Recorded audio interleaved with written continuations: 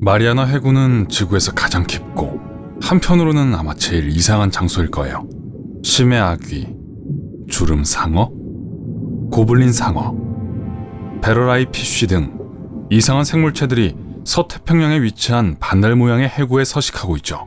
마리아나 해구 남쪽 끝에 위치한 챌린저 해연에 다다른 사람은 여태껏 단 3명에 불과해요. 해저 3,350m 깊이에 위치한 이곳에서는 이산화탄소와 액체 유황이 뿜어져 나옵니다. 표면에서 폭발하는 강도보다 1000배는 강력한 압력으로 화산이 폭발하기도 합니다. 결론적으로 이런 곳엔 가보고 싶지 않아요. 그럼 이만 안녕? 얼른 다시 들어가요. 아이고, 알겠어요. 그래도 여러분이 클릭을 했으니 지금부터 마리아나 해구에 버금가는 미스터리하고도 살벌한 곳을 탐험해 볼까요? 첫 번째 장소는 멕시코입니다. 더 자세히 말하면 바로 유카탄 반도죠. 맑은 물로 가득 찬 저 깊은 싱크홀이 보이시나요? 바다에서 흘러들어온 해수 위에 위치한 담수입니다. 저 싱크홀들은 세노떼라고 불리는데요. 고대 마야인들은 지하 세계로 이어지는 자연의 우물이라고 믿었죠. 무너진 석회암으로부터 형성된 수천 개의 세노떼들이 이어져서 세계 최장의 수중 동굴이 만들어졌어요. 이 복잡한 미로 안에선 누구나 쉽게 길을 잃을 수 있습니다. 이제 캐리비안으로 떠날 시간입니다. 약 2.4km 아래로 깊게 내려가면 폰담 벤트 필드를 목격할 수 있어요. 열수구에서 최대 섭씨 204도의 뜨거운 흙탕물이 분출되는데 이 정도 온도라면 피자도 구울 수 있어요. 이 언덕은 베이비 파우더의 재료이기도 한 활석이란 광물로 이루어져 있습니다. 폰담 벤트 필드는 기괴한 생물로 가득한 오아시스라고 할 수 있습니다. 그중 하나는 눈이 없는 새우입니다. 눈 대신 빛에 민감한 세포가 등을 뒤덮고 있어요. 다음 행선지까지 오래 걸리지 않아요. 다음 가볼 미지의 장소도 캐러비안에 있으니까요. 벨리즈 해안가 바로 끝자락에 거대한 싱크홀이 걸쳐 있어요. 이것도 새파란 싱크홀로 그레이트 블루홀이라고 불립니다. 너비 305m에 122m보다 깊어요. 아주 오래전 이 싱크홀은 동굴이었는데 수심이 높아지면서 물이 가득 차 결국 무너져 내렸대요. 이 싱크홀은 수정처럼 맑은 물속으로 계속 내려가다 보면 점점 더 어두워집니다. 그리고 주변엔 종유석으로 가득한 동굴이 보일 거예요. 하지만 그 안에서 길을 잃고 싶지 않다면 절대 들어가지 마세요. 수심 15m 깊이에 도착하면 물이 일렁이는 현상을 볼 수 있을 거예요. 그 이유는 싱크홀 상층부의 해수와 깊은 심연의 담수를 나누는 눈에 보이지 않는 선이 존재하기 때문이죠. 이제 슬슬 떠날 시간이에요. 더 깊게 내려가면 더 이상한 것들을 만나게 될지도 몰라요. 다음 도착지는 태평양 연안 북서부입니다. 몇 년 전 500개 줄기의 메탄 기포가 그곳에서 발견됐어요. 그 기포 때문에 배출구에는 샴페인 10이라는 이름이 붙었어요. 방귀 온천보다는 훨씬 나은 장명이네요. 과학자들은 아직도 이 현상의 원리를 밝히지 못했어요. 이 메탄가스는 어디서 나오는 걸까요? 물 밑에 방귀쟁이 소라도 있는 걸까요? 왜 주변의 바다보다 온도가 여기만 높을까요? 그리고 제일 중요한 건 이 큰 기포 근처에서 불을 피울 수 있다면 어떤 일이 벌어질까요? 메탄은 가연성이 높은 가스입니다. 메탄 기포에 불을 붙이면 어떻게 될지 여러분도 대충 아시겠죠? 이제 아이슬란드에 가볼 차례입니다. 여기서 실프라라는 빙하물로 가득 찬 틈으로 잠수를 할 거예요. 약 62m 깊은 틈은 지구에서 유일하게 두 대륙을 한 번에 만질 수 있는 곳입니다. 더 깊숙이 내려갈수록 더 어두워집니다. 거친 지형 탓에 마치 다른 세상에 온 것 같아요. 이곳으로 오는 다이버들은 장비가 얼거나 저체온증에 걸리거나 그냥 살아남지 못할 가능성을 전부 감안하고 용기 있게 찾아오는 거예요. 1년 내내 이곳의 수온은 약 섭씨 2도입니다. 어우, 추워요. 이제 스코틀랜드로 향합니다. 백파이프를 크게 불어주세요. 두 섬을 가로지르는 좁은 해협인 코리브레칸만에 들어가면 거대한 돌과 깊은 구덩이를 볼 수 있어요. 지구에서 세 번째 커다란 영구적인 소용돌이인 코리브레칸 소용돌이를 만들어냅니다. 이곳에선 물이 맹렬한 속도로 구간을 가로지릅니다. 돌들을 빠르게 치고 지나가는 이곳의 모습은 흡사 물이 뜨겁게 끓어오르는 주전자를 연상시킵니다. 이 과정에서 생성된 파도들은 5m보다 더 높이 솟을 수 있어요. 16km 밖에서도 이 소용돌이의 울부짖는 소리를 들을 수 있어요. 지난 몇 세기 동안 코리브레칸 소용돌이가 집어삼킨 항해사들의 수가 한 트럭은 될 거라고 예상하고 있어요. 이 자연적인 무서운 현상에 아무것도 모르고 눈 깜짝할 사이에 휩쓸린 거예요. 자, 이제 백파이프는 그만 멈출게요. 여러분의 모험은 더 극한으로 달리고 있어요. 이제 남극으로 향합니다. 이 남극해에서 여러분은 로스의 빙봉을 마주하게 될 거예요. 이걸 5번 연속으로 빨리 말해보세요. 나중에요. 지금 말고요. 로스의 빙봉은 스페인과 비슷한 크기로 이 아래에는 북극해에 있는 모든 물과 비슷한 양이 잠겨 있어요. 과학자들이 이 거대한 얼음 덩어리의 맨 밑까지 뚫어본 적도 있어요. 이 극한의 환경에서도 생명체가 있다는 걸 발견했을 때 얼마나 놀랐을지 상상해보세요.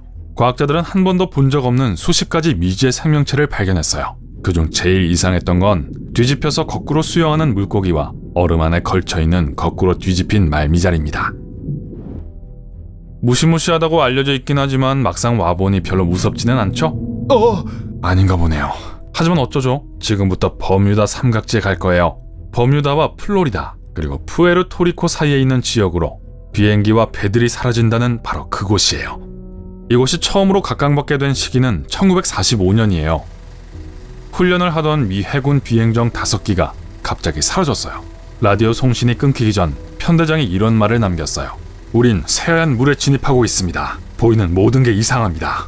그리고는 14명의 군인을 태운 비행정들이 사라졌어요. 더 무서운 사실은 그 이후 구출을 위해 13명의 대원을 태워보낸 구출기마저 돌아오지 않았다는 거예요. 어떤 이들은 이 삼각지 아래에는 신비로운 도시인 아틀란티스가 잠겨있을 거라고 믿고 있어요. 아틀란티스인들이 외계 문명을 이용해 배와 비행기를 추락시키고 침몰시킨다는 거예요. 어떤 이들은 보기 드문 초자연적 현상, 예를 들면 자기장 이상 때문이라고 주장합니다. 혹은 많은 양의 가연성 높은 메탄가스가 뿜어져 나온다는군요. 또 시작이네요. 만약 벼락이 이 커다란 메탄가스 주머니 주변에 내리친다면 이 근처에 있던 배나 비행기는 흔적도 없이 사라지긴 할 거예요. 그래도 냄새는 남겠죠. 하지만 그렇게 따지면 메탄가스는 세계 어느 곳에나 있고 그런 일은 일어난 적이 없어요. 전문가들 중 해명할 미스터리가 없다고 믿는 부류도 있어요. 이 지역을 통과하는 루트가 너무나도 많기 때문에 그만큼 사고도 많을 수밖에 없다는 거예요. 따뜻한 옷으로 갖춰 입으세요. 다시 북쪽으로 향할 거니까요. 도착지는 그린랜드에 있는 케이프 데솔레이션입니다. 아주 멋진 곳이죠. 2012년에 캐나다 과학자들이 이곳의 물을 연구하고 있었어요. 그들이 표면으로 끌어올린 장비에는 산호가 들러붙어 있었어요. 그렇게 해서 심해 산호를 처음 발견하게 됐어요. 이 희귀한 분홍색 산호는 햇빛 없는 수심 914m 아래의 강한 물줄기 안에서도 살 수 있어요.